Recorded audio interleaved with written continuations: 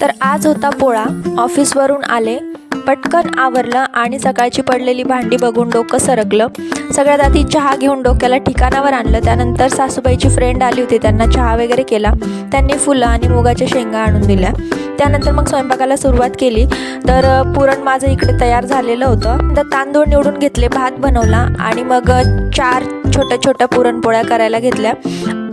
कारण माझ्याकडे ऑलरेडी मागच्या वर्षीचे सुद्धा 2 बैल होते आणि आत्ता नवीन आणलेले 2, असे मग 4 नैवेद्य केले पुरणपोळीचे छोटे.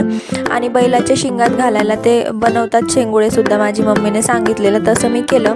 आणि सर्व स्वयंपाक केल्यानंतर मग अशी साधीशी पूजा मांडली. मम्मीने सांगितलं होतं त्या पद्धतीनेच बैलाच्या शिंगांमध्ये ते घालायचं, नैवेद्य दाखवायचा आणि असं साधंसं केलं जे मला येतं ते. आणि मग बैलांना नैवेद्य दाखवल्यानंतर आम्ही जेवण केलं आणि असा केला पोळा साजरा.